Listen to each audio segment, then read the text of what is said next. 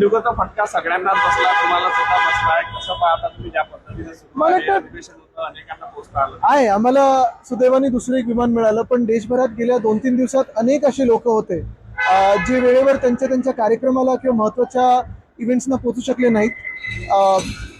आपण पाहतो जो काही गोंधळ सगळीकडेच उडालेला आहे. आता त्याच्यात नेमकं जबाबदार कोण? इंडिगोच्या सगळ्या पूर्ण गोंधळामध्ये ठीक आहे, सीओला तुम्ही एक शोकॉज नोटीस पाठवलेली आहे, पण जे मंत्री महोदय आहेत ते देखील याच्यात जबाबदार नाही आहेत का?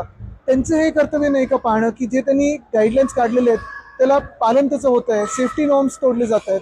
या काही गोष्टींवर मला वाटतं केंद्र सरकारने उत्तर देणं गरजेचं आहे. सीएमने म्हटलं आहे की जर समजा विमान नाही आहे तर समृद्धीने यावं. बरोबर आहे, पण आमच्यासारखी किंवा आपण इथे अधिवेशनात येणार येऊ शकतो, पण काल आपण पाहिलं असेल एक जोडपं त्यांनी डिजिटल लग्न केलंय. कितीतरी लोक आपण पाहताय, हाल पाहताय, त्रस्त किती आहेत आणि कुठेही काही माहिती नव्हती त्या दिवशी. म्हणजे ते थट्टा म्हणून बोलायला चांगलं की तुम्ही ह्याच्यानी या आणि त्याच्यानी या, कोण वंदे भारतनी या, हे सगळं ठीक आहे, पण जे एव्हिएशन सेक्टर 2014 पर्यंत आपण पाहत होतात, केवढे तरी विमानं, वेगळे एअरलाईन्स होत्या. 2014 नंतर एवढं काय झालं की याच्यात मोनोपली यायला लागली? का मारलं गेलं सेक्टर? दुसरी धक्कादायक गोष्ट ही देखील आहे, आपण पण ह्याचा अभ्यास करा. अनेक आपल्या देशात जे नवीन एअरपोर्ट्स उडानमध्ये बनवलेले आहेत, ते एअरपोर्ट्स त्याच्यावर हजारो कोटीचा खर्च झालाय आणि आता बंद आहेत. कामगार सेनेचा वाद मोठा उफाळलेला आहे, आज बैठक सुद्धा घेतली होती साहेबांनी. कसं पाहता हा वाद पुढे हळूहळू वाढत जाणार? माझी इच्छा आहे की हा वाद वाढू नये, पण जर भाजपने राडा करण्याचा प्रयत्न केला, कुठेही वातावरण खराब करण्याचा प्रयत्न केला तर त्याला उत्तर दिलं जाईल. ह्याच्यात एक आपण टॅक्टिक पहा, भाजप असं करतं. मुंबईत आता 2 पंचतारिका हॉटेलमध्ये केलेलं आहे. पहिली गोष्ट म्हणजे पोलीस बंदोबस्त लावतं आणि त्यांच्या मागून SRPFच्या मागून लपून हे भाजपची काही टोळी येते आणि स्वतःचा बोर्ड लावण्याचा प्रयत्न करते. ह्याच्यातून 2 गोष्टी येतात. एक, स्वतः काही करण्याची हिंमत नाहीये, पोलिसांचा वापर केला जातो. पण दुसरी गोष्ट म्हणजे जे काही सरकारी बाकीचं पण म्हणजे यंत्रणा, मग महानगरपालिका असेल वगैरे, त्याच्या माध्यमातून तिकडचे हॉटेल्स असतील, इंडस्ट्रीज असतील, त्यांना दमदाटी केली जाते. आणि ही दमदाटी केल्यानंतर आपण पाहताय तिकडचं वातावरण कसं खराब होतं. म्हणजे येणारं जे पर्यटन देखील आहे ते देखील भाजप घालवण्याचा प्रयत्न महाराष्ट्रातून करत आहे.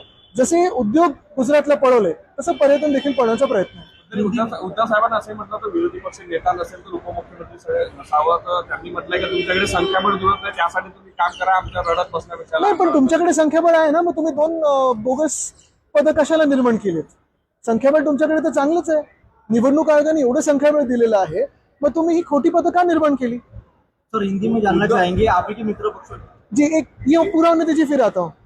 विरोधी पक्ष नेता नाही आहे, दुसरीकडे विरोधकांना यावेळेस बंगले सुद्धा दिले गेलेले नाही आहे. त्यामुळे भास्कर जाधवांनी असे म्हटलं की आम्ही रस्त्यावर प्रेस कॉन्फरन्स घ्यायचा. म्हणजे हे सगळं जे वातावरण आहे ते बघा, तुम्हाला सांगतो ह्याच्यातून जो सत्ताधारी पक्ष आहे भाजप आणि त्यांचे जे 2 मित्र पक्ष आहेत म्हणजे अॅनाकोंडा आणि 2 विषारी साप, ह्यांची वृत्ती ही कळते की सगळं काही ढापायचं, सगळं काही हडपायचं आणि स्वतःकडे ठेवायचं.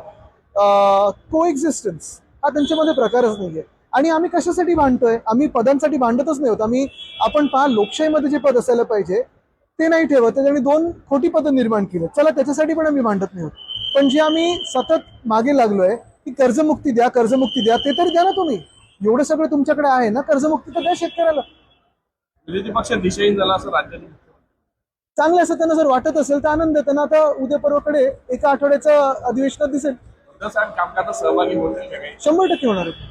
आता उद्धवजींनाच सीएमनी म्हटलं आहे की उद्धवजी धरून म्हणजे उद्देशून म्हटलं. अच्छा, म्हणजे धरून नाही ठेवलं ना? नाही.